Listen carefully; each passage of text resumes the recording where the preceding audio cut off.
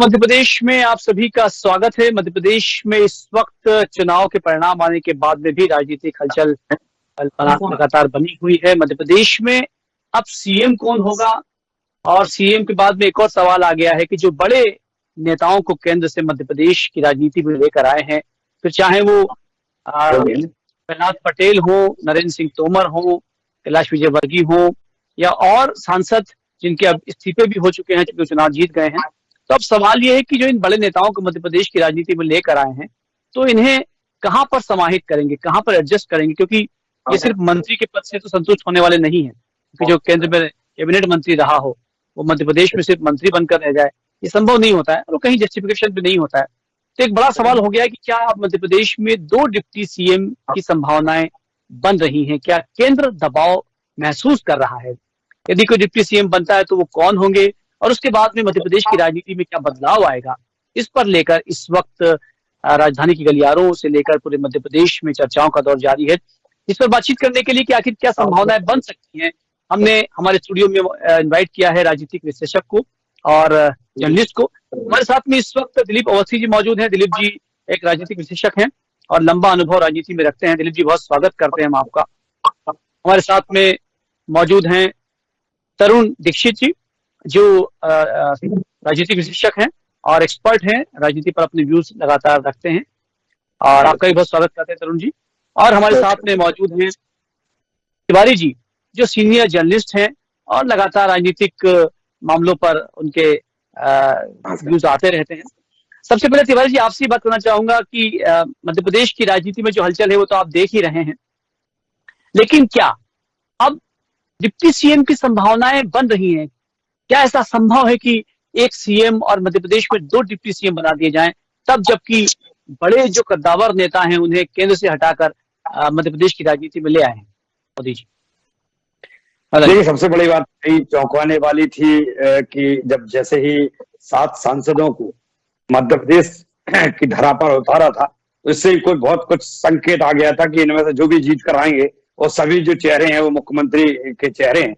इन प्रक्रियाओं से ही सबको उनको अपनी वर्तमान की अपनी स्थिति भी उनको तय करना थी, अपना वजूद भी उनको दिखाना था। तो वहीं प्रतिष्ठा की बात में उन्होंने जो सफलता हासिल की है, उसके चलते हुए सबका अधिकार अपने अपने स्थान पे है। और मुझे लगता है कि क्योंकि जब कोई चीज का अपन बोते हैं, कहते हैं कि जब हम बबूल का पेड़ लगाएंगे तो आम नहीं उससे आ सकता, तो बबूल कांटे ही मिलते हैं। तो ये परंपरा जो चली आ रही वो न कहीं जो कुछ हम बोएंगे तो वो काटेंगे। तो ये परंपरा अपन ने महाराष्ट्र में शुरुआत की है, तो मुझे लगता है कि ये मध्य प्रदेश और अन्य प्रदेशों में भी इसका बहुत जबरदस्त असर देखने को मिलेगा। और मुझे लगता है कि ऐसा कुछ करना पड़ेगा। फायदा इससे ज्यादा कुछ नहीं है, लेकिन मुझे लगता है कि सांत्वना के लिए, झुंझुना पकड़ाने के लिए जरूर करना पड़ेगा। लेकिन मतलब अवस्थी जी, क्या आपको लगता है जहां पर डिप्टी सीएम कॉन्सेप्ट लेकर आया गया, शायद वहां पर भाजपा के साथ में कोई और सपोर्टिंग सरकार रही हो, सपोर्टिंग डाल रहा हो? मध्य प्रदेश में तो इस वक्त बहुत स्ट्रॉन्ग कंडीशन में है। मध्य प्रदेश में वो क्यों सेटिस्फाइड करेंगे बड़े नेताओं को? मैं पहले तो कहना चाहूंगा मदन तिवारी जी। दूसरी बात मैं बोलना चाहूंगा कि जो वर्तमान परिस्थितियां हैं, क्योंकि जो चेहरे हैं वो बहुत वजनदार चेहरे हैं, उनका नाम अपने आप में काफी है। प्रदेश की राजनीति में एक बहुत कद के नेता हैं जो चाहते हैं कि उन्हें भी अपना, क्योंकि उन्होंने अपनी आन बान और शान को समर्पित कर दिया था, अर्पण कर दिया था, तो वो भी चाहेंगे कि हमें उसका कुछ ना कुछ तो प्रतिफल मिले। तो यही स्थिति यहाँ पे निकल के आ रही है। क्योंकि प्रहलाद पटेल जी के साथ जो जिस प्रकार की बॉन्डिंग हम देखते चले आ रहे हैं, अमित शाह जी की हो या मोदी जी की हो, उनकी बहुत क्लोज है वो, और उन पर बहुत जवाबदारियां भी। 100 सीटों पर आप खुद विचार करिए, जिस व्यक्ति को हेलीकॉप्टर की भी सुविधा दी गई हो, जिस व्यक्ति को 100 विधानसभाओं की जिम्मेदारी दी गई हो, अपने आप में बहुत बड़ी बात होती है। जब इतनी बड़ी जिम्मेदारी होती है तो सामने वाले की अभिलाषा भी बहुत बड़ी होती है। तो ये लगता है कि ये लगता है कहीं ना कहीं जो भी जो है इनको समझौतावादी नीति कुछ ना कुछ तो नया कुछ तो करना। जी मदन तिवारी जी। दिलीप अवस्थी से बात करना चाहेंगे। दिलीप जी, चूंकि लगता है कि मध्य प्रदेश में हालांकि रात तक ऐसा संभावना है कि सीएम के बारे में डिक्लेरेशन हो जाएगा, लेकिन क्या आपको लगता है वाकई की जो बड़े नाम है 3 से 4 जो दिख रहे हैं सामने, कैलाश विजयवर्गीय हो, प्रहलाद पटेल हो, नरेंद्र सिंह तोमर हो, क्या आपको लगता है कि डिप्टी सीएम का पद जो है इन तीनों में से किसी को दिया जा सकता है, 2 लोगों को दिया जा सकता है? क्या ऐसे हालात बन रहे हैं?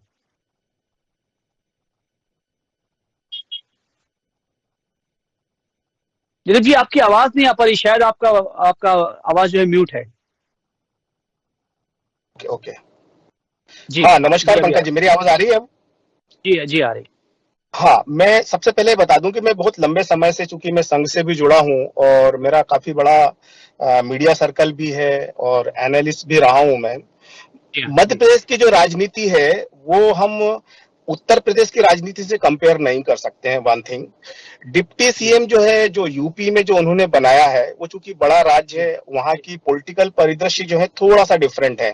बिकॉज वो उधर थोड़ा सा उत्तराखंड है, उसको मतलब 3-4 जोन को वो बुंदेलखंड को और इधर अपना कानपुर साइड का और इधर उत्तराखंड का, तो वो एक अलग जो उनका जियोग्राफिकल सिनेरियो है और पॉलिटिकल सिनेरियो के हिसाब से वहां पर वो करा है। मध्य प्रदेश में ऐसी कोई सिचुएशन नहीं है। One thing. सेकंड थिंग, अब जो बीजेपी है, बीजेपी ने अपने आप को बहुत ऑर्गेनाइज्ड कर लिया है, तो इट डजंट मैटर कि वो कितना बड़ा लीडर हो गया है या कितना छोटा। आपने ध्यान दिया हो तो भले शिवराज सिंह हो या प्रहलाद पटेल हो या कैलाश जी हो, इन्होंने हर टाइम में अपना स्टेटमेंट दिया है कि हम एक कार्यकर्ता के रूप में हैं बीजेपी में। जब उन्हें टिकट दिया गया था तो इसमें मोस्ट ऑफ जो लीडर्स थे, कैलाश जी का जो स्टेटमेंट रहा है कि मैं एक सामान्य कार्यकर्ता हूं और पार्टी जहां आदेश करेगी वहां पर मैं काम करूंगा। तो ये एक पार्टी जो है ऊपर एक ऑर्गेनाइज तरीके से डिसाइड करेगी। मुझे अभी कोई संभावना ऐसी नहीं लगती है कि डिप्टी सीएम बनाएंगे, और मुझे लगता है कि लोकसभा तक अभी शिवराज सिंह को ही कंटिन्यू करेंगे। तीसरी महत्वपूर्ण चीज ये है कि अब now they are preparing themselves for the Lok Sabha चुनाव। आगे जो है इनका भी 2024 में मार्च अप्रैल में जो चुनाव, ये उनका सबसे फोकस पॉइंट है। तो यहाँ पर ये जो अभी मतलब मुझे डाउट है, डाउट क्या है, आई एम वेरी अश्योर कि they will continue to Shivraj Singh Chouhan. अब देखते जाइए। अब तो शिवराज अपना जो हमारे जो प्रधानमंत्री जी हैं और माननीय अमित शाह जी हैं, इनका तो जो प्लानिंग बहुत वाइड लेवल पर होता है। हाँ, तो वो आप अनुमान लगा सकते हैं बहुत सारी चीजों का, बट मुझे लगता है कि साल भर अभी जो है सीएम को कंटिन्यू करेंगे, प्रदेश अध्यक्ष को भी कंटिन्यू करेंगे। लेकिन दिलीप जी, ये तो आप भी मानेंगे कि राजनीति जो है वर्चस्व की लड़ाई की होती है और किसका कितना वजन है उसके लिहाज से उसे कद दिया जाता है। तो जब ये 3 नाम तो बड़े नाम है, कैलाश जी और नरेंद्र जी और प्रहलाद पटेल जी, इनको केंद्र से लेकर आए हैं, और ये तो चूंकि नरेंद्र जी और प्रहलाद तो कैबिनेट मंत्री रहे, इनको राज्य में लेकर आए, ये विधायक के तौर पर आ गए, तो क्या आपको लगता है कि ये अपने आप में इसको डिमोशन फील कर सकते हैं और इन्हें सेटिस्फाई करने के लिए कोई बड़ा पद दिया जा सकता है? नहीं, सुनिए, बेसिकली क्या हो रहा था कि शुरुआत में मध्य प्रदेश में बड़ा एंटी इनकम्बेंसी बनी थी जी। उसको जो है मीट आउट करने के लिए बहुत सारी प्लानिंग करते वक्त शायद ये प्लानिंग एक हुई है कि जो अपने छत्रप के जो वजनदार लीडर हैं उनको यहाँ पर उतारा जाए ताकि एंटी इनकम्बेंसी बहुत कम हो जाए। और वास्तव में वो हुआ है। आप यदि देखेंगे कि ये जो एक्सपेरिमेंट इन्होंने पहली बार करा है, इसमें काफी लेवल तक ये सक्सेस भी रहे हैं। ठीक है ना।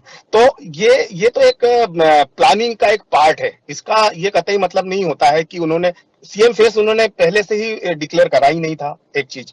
दूसरा, अभी भी जो है यदि आप देखेंगे तो बीजेपी जो है, बीजेपी संगठन हमेशा एक्सपेरिमेंट करता है। तो आप उसमें प्रिजम्पशंस कुछ भी करते रहें, बट उनका एक ऑर्गेनाइज तरीका होता है और वो बहुत लंबा प्लानिंग होता है उस चीज के लिए। जी जी जी, आप ठीक कह रहे हैं दिलीप जी। तो मुझे जी क्या लगता है जी? जी बोलिए दिलीप जी बोलिए। मैं ये बोल रहा हूँ कि पहली बात तो डिप्टी सीएम कोई ऐसा पोस्ट नहीं है कि हर कोई ईगर है। मुझे नहीं लगता है कि नाइदर द कैलाश जी, ना प्रहलाद पटेल या और भी कोई बड़ा लीडर जो उनका कोई बहुत इंटरेस्ट है। Deputy CM is nothing. इसके बजाय तो कोई कैबिनेट मिनिस्ट्री जो है इट इज मोर पावरफुल और उसमें काम करने की गुंजाइश ज्यादा रहती है। अच्छी बात कह रहे हैं आप। तरुण जी, क्या लगता है डिप्टी सीएम की संभावनाएं बन रही हैं? यदि बनता है तो किसको बनाया जा सकता है? या जो दिलीप जी कह रहे हैं कि शिवराज ही रहेंगे और कोई डिप्टी सीएम जैसी कोई चीज बड़ी होती नहीं है, उससे अच्छा तो कैबिनेट मंत्री बना दिया जाए तो बड़ा प्रभार मिलता है, बड़ा काम करने का क्षेत्र मिलता है। मैं यहाँ मौजूद दोनों दिलीप जी और मुकेश जी दोनों की बातों से असहमत हूँ। मुझे ये लगता है कि डेप्यूटी चीफ मिनिस्टर की मध्य प्रदेश को वाकई में आवश्यकता है, क्योंकि देखिए प्रदेश का जिस स्तर पे विकास हुआ है और क्योंकि अब सीटें भी 166 सीटें भारतीय जनता पार्टी के पाले में है, इतनी सारी सीटों के साथ में एक ही मुख्यमंत्री के साथ अगर प्रदेश सरकार चलती है तो उनके ऊपर भी बर्डन जो भी हो, चाहे शिवराज जी होंगे, नए होंगे, कोई भी चीफ मिनिस्टर बनेंगे, बर्डन बढ़ेगा, काम में जो है कहीं ना कहीं कमजोरी आती है। तो उसको ध्यान में रखते संगठन दो या एक उप मुख्यमंत्री बनाने का निर्णय ले सकता है, और वो निर्णय वाकई में स्वागत करने लायक है, क्योंकि जिस तरीके से हम भले उत्तर प्रदेश जितने बड़े ना हो, भले हम दूसरे राज्यों जितने बड़े ना हो, लेकिन आज मध्य प्रदेश की जो राजनीति है वो भी कोई इतनी कमजोर नहीं है, और उसको निश्चित रूप से डेप्यूटी चीफ मिनिस्टर की आवश्यकताएं है। मुझे लगता है कि डेप्यूटी चीफ मिनिस्टर का पद भी इतना हल्का नहीं होता, उसका कार्यभार निश्चित रूप से मुख्यमंत्री के समांतर ही रहता है, और उसमें बस ये है जो बर्डन होता है पूर्ण रूप से मुख्यमंत्री के ऊपर ना होते हुए, साथ में जो 2 अतिरिक्त मुख्यमंत्री रहेंगे वो भी उस प्रदेश का भागदौड़ संभालने में मदद करते हैं। जैसा आपको ऐसा लगता है कि आप क्या तरुण जी, क्या आप ये कहना चाह रहे हैं कि मतलब सीएम शिवराज नहीं होंगे, कोई और नया चेहरा होगा? निश्चित रूप से मुझे ऐसा लगता है, क्योंकि जब से भारतीय जनता पार्टी तीसरी बार विजय हुई थी, तब से चर्चाओं का दौर जारी है, क्या चीफ मिनिस्टर बदलेंगे। और अभी जैसे कि आप देख रहे हैं विगत कुछ दिनों से 3 दिसंबर से जैसे परिणाम आए हैं, अपने आप ही ये जी अभी आप सुन पा रहे हैं मुझे पंकज जी? जी आवाज आ रही, बोलिए। क्या है, जिस तरीके से जो परिणाम है आप देख रहे हैं 3 दिसंबर से जब से भारतीय जनता पार्टी के पक्ष में परिणाम आए हैं, निश्चित रूप से सभी के मन में यही अटकलें हैं कि चीफ मिनिस्टर, नया मुख्यमंत्री कौन होगा। तो ये जो नया शब्द है ये हमारा या आपका बनाया हुआ नहीं है, ये जनता के बीच में से संगठन की गलियारों से, दिल्ली के राजनीतिक गलियारों से उठी हुई हवा है, जिसकी आंधी चल रही है, और निश्चित रूप से आंधी परिवर्तन करके रहेगी। जी। चलिए, इस पर हम बातचीत और करेंगे। मदन जी, क्या लगता है आपको, जो तरुण जी कह रहे हैं या जो दिलीप जी कह रहे हैं, इससे सहमत लगते हैं आप? और क्या आपको लगता है कि मुख्यमंत्री शिवराज सिंह चौहान यदि फिर से मुख्यमंत्री बनाए जाते हैं तो क्या वो 2 उप मुख्यमंत्रियों को स्वीकार कर पाएंगे? क्योंकि वो तो एक छत्र जो है राज चला रहे थे, तो क्या उनके होते हुए 2 उप मुख्यमंत्रियों को लेकर आना ये फिजिबल रहेगा मध्य प्रदेश में? मदन तिवारी जी ने जैसी बात कही, दिलीप जी ने जो बात कही, वास्तव में बहुत गंभीर विचारक बात है कि अपने अपने स्तर पे जो बातें होती हैं, कहीं ना कहीं गलियारों में कुछ चर्चाएं होती हैं, उस हिसाब से सब बातें निकल के सामने आती हैं। लेकिन जो वर्तमान परिस्थितियां हैं, ये परिस्थितिजन्य चुनाव था, क्योंकि इसमें स्पष्ट तौर पर यह था कि एंटी इनकम्बेंसी में जितने भी सर्वे हुए हो, चाहे वो पार्टी के सर्वे हो, चाहे मीडिया के सर्वे हो, चाहे एजेंसियों के सर्वे हो, चाहे LIV और DSV के सर्वे हो, जो भी प्रशासनिक सर्वे भी हुए, उनमें भी भारतीय जनता पार्टी का जो पाला है बहुत कमजोर नजर आ रहा है।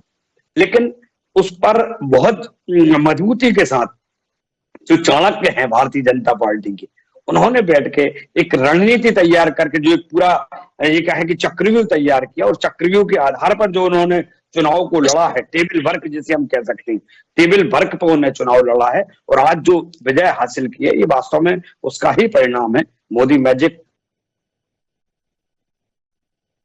जी पंकज जी, जी बोलिए मैं पंकज जी, मैं ये विचार भी अपना यही रखना चाहता हूँ कि देखिए, डेप्यूटी चीफ मिनिस्टर पे जैसे बात होती है कि भाई क्या नरेंद्र सिंह जी तोमर या कैलाश विजयवर्गीय जी या ऐसे कोई दिग्गज, जो प्रहलाद सिंह पटेल जी, जो ऑलरेडी केंद्र सरकार में बड़ी मिनिस्ट्रियों के कैबिनेट मंत्री रहे हैं, क्या वो डेप्यूटी चीफ मिनिस्टर जैसे पद को शोभा देंगे, या अपने पद के साथ कॉम्प्रोमाइज तो नहीं है कहीं, या उनको काम करने का कम मौका मिलेगा? मुझे ऐसा नहीं लगता है, क्योंकि आप देखिए महाराष्ट्र में देवेंद्र फडणवीस, जो कि महाराष्ट्र के मुख्यमंत्री रहे हैं, आज वही महाराष्ट्र के डेप्यूटी चीफ मिनिस्टर के पद पर कार्य कर रहे हैं।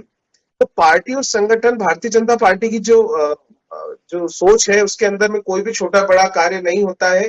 पार्टी जैसा जिसको आदेश करती है, उस हिसाब से मुझे लगता है कि कार्यकर्ता या नेता उसको अपना स्वीकार करके और सहर्ष उसके साथ अपना पूरा काम करने की कोशिश करते हैं। जी। क्या लगता है तरुण जी, ज्योतिरादित्य सिंधिया का कोई रोल हो सकता है? बिल्कुल, निश्चित रूप से। देखिए, सिंधिया जी का बहुत महत्वपूर्ण रोल रहा है 2018 में, सभी ने देखा है उस महत्वपूर्ण किरदार को।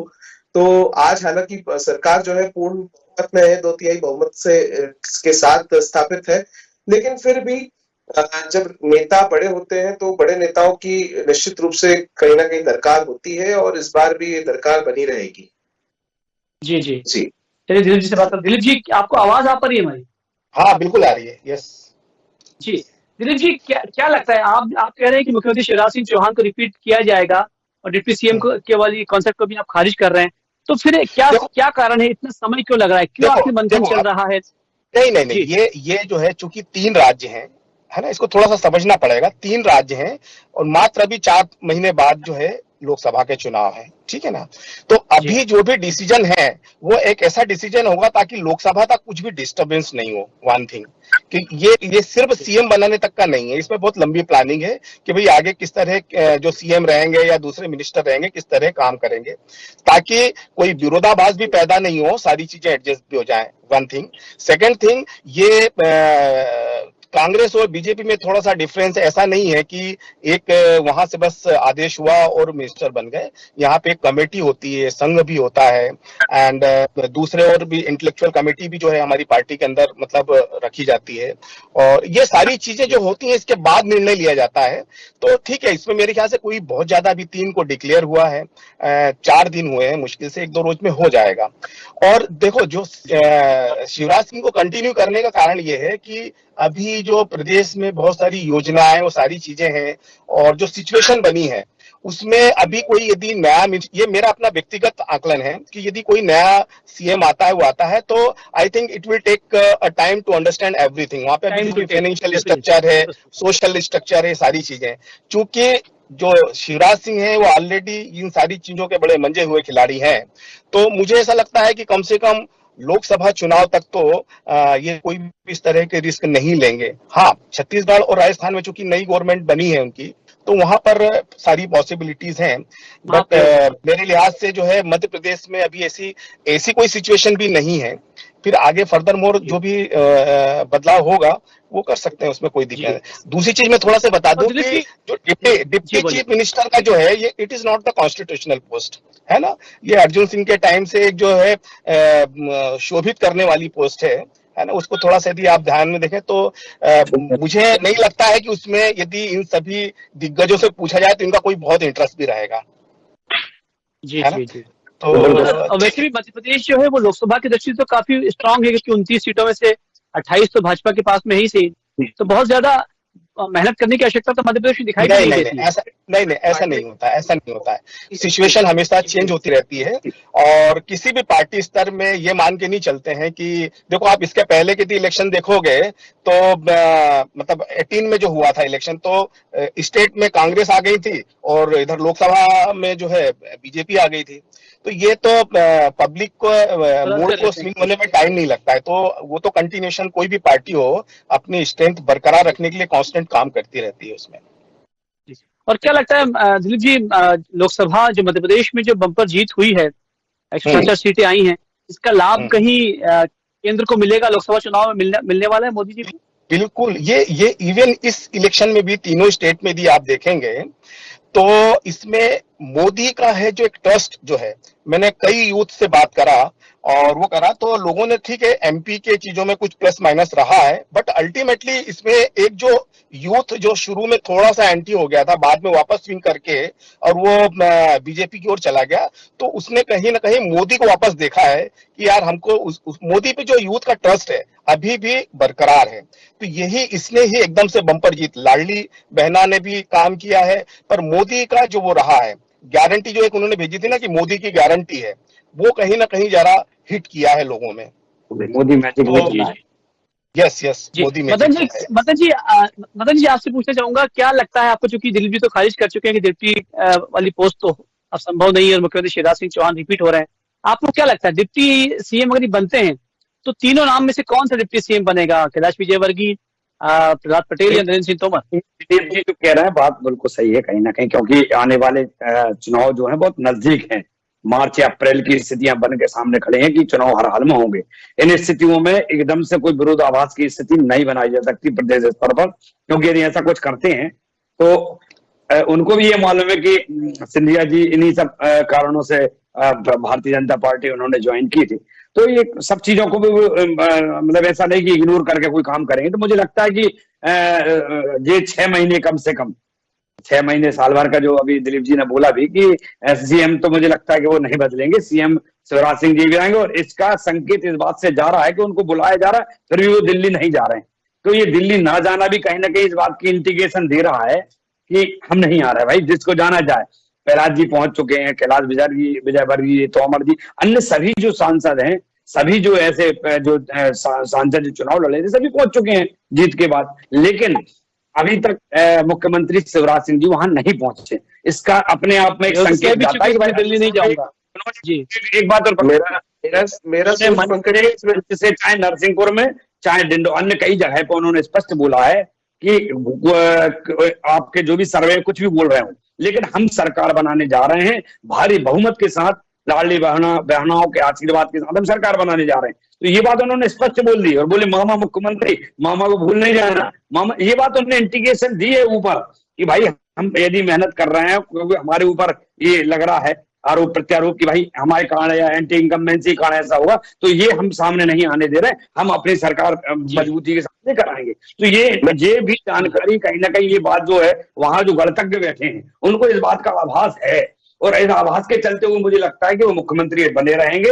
हाँ, ये जो डिप्टी सीएम की बात आपके द्वारा कही जा रही, मुझे लगता है कि जो नरेंद्र तोमर जी हो या कैलाश विजयवर्गीय जी हो या प्रहलाद पटेल, ये बहुत गद्दावर नेता है। इनकी एक अलग कद है। मुझे लगता है कि कहो वित्त मंत्री बन जाए, कोई गृह मंत्री बन जाए, कोई ऐसे बड़े पद ले लेंगे, लेकिन मुझे लगता है वास्तव में डिप्टी सीएम का पद का वो एक्सेप्ट ना करें, ऐसा भी हो सकता है। और यदि ये हुआ तो ये मेरे दृष्टिकोण से तो ठीक होगा, क्योंकि ये नई और जितनी हम मंत्री लेवल पर बढ़ाते जाएंगे तो खर्चा भी बढ़ता है हर दृष्टिकोण से। तो मुझे लगता है कि इस पर भी रोक लगने की आवश्यकता है। जी तरुण जी, क्या लगता है, चूंकि समय कम है, एक अंतिम सवाल आपसे कर लेता हूं। तरुण जी, क्या लगता है, कैलाश जी चूंकि साफ कह चुके कि जब उनसे सवाल किया गया तो उन्होंने कहा कि लाडली बहना का कोई ज्यादा प्रभाव नहीं है, मोदी मैजिक है, और शिवराज जी कह चुके मैं दिल्ली नहीं जाऊंगा। तो आपको लगता है कि शिवराज जी यदि कंटिन्यू रहते हैं और अगर कैलाश जी जो है वो कहीं डिप्टी सीएम या किसी पद पर आते हैं, तो दोनों में कोई टकराव की संभावना दिखती नहीं आपको? देखिए, मुझे तो ये लगता है कि मेरा जहां तक आकलन है, मुझे नहीं लगता कि शिवराज जी अब कंटिन्यू करेंगे, क्योंकि बहुत हार्ड संकेत मिल रहे हैं कि वो डेफिनेटली आगामी लोकसभा चुनाव तक केंद्र सरकार केंद्र में जाएंगे। और केंद्र में, और एक आपको भी पता है, वीडी शर्मा जी का भी नाम चल रहा है केंद्र में जाने के लिए। तो प्रदेश के 2 नेता लगभग तय माने जा रहे हैं। बात दूसरी ये है कि अगर आज शिवराज जी ने इतनी सारी स्कीमों के साथ में अगर आज अपना मजबूती के साथ चुनाव जीता है, तो भारतीय जनता पार्टी उसका स्वागत कर रही है। अगर कोई नया चेहरा भी उनका पद संभालता है, नया चेहरा सीएम बनता है या और नए चेहरे डिप्टी सीएम बनते हैं, तो इससे आने वाले लोकसभा चुनाव पे बहुत बड़ा असर नहीं पड़ेगा। क्योंकि एक तरफ आप बात कर रहे हैं मोदी मैजिक की, एक तरफ आप बात कर रहे हैं भारतीय जनता पार्टी की, जहां ऑलरेडी 28 सीटें 29 में से लोकसभा की ऑलरेडी पार्टी के पास में है। उसके बावजूद अगर आप नए चेहरे के साथ ये डर रहे हैं कि अगर आप नया चेहरा लाते हैं तो कल को लॉस हो सकता है, तो मुझे ऐसा लॉस जैसा कुछ भी नहीं दिखता है। मुझे लगता है कि जब मोदी के मन में मध्य प्रदेश और मध्य प्रदेश के मन में मोदी है, तो मुझे लगता है निश्चित रूप से आगामी लोकसभा में जो भी फेस होगा चीफ मिनिस्टर का, डिप्टी चीफ मिनिस्टर का, गृह मंत्री का, यहाँ तक कि प्रदेश अध्यक्ष भी अगर चेंज होते हैं तो उनका, वो सब नई टीम के साथ में भी उसी उत्साह के साथ में भारतीय जनता पार्टी अच्छा प्रदर्शन कर पाएगी। जी जी जी जी दिलीप जी, बहुत संक्षेप में आपने कहा ना कि कह दिया कि शिवराज जी बनेंगे, लेकिन शिवराज जी किसी कारण से नहीं बनते, तो फिर और कौन? दिलीप जी, ये एक थोड़ा सा विचारणीय प्रश्न है, क्योंकि बीजेपी में किसी भी चीज का अनुमान लगाना थोड़ा मुश्किल होता है ना। तो अभी तक के जो है आकलन आप देखो कि जो भी आया तो बड़ा अप्रत्याशित आया है। बट ये मैं बोल सकता हूं कि बीजेपी जो है संगठन है वर्तमान, जो वो हमेशा एक्सपेरिमेंट करने में विश्वास करता है। उसमें आप अभी यदि आप पूरा इतिहास उठा के देखोगे, मोदी जी का जब से काल चालू हुआ है, तो इस दौरान के पूरे उसमें उन्होंने बहुत ही अप्रत्याशित निर्णय दिए हैं।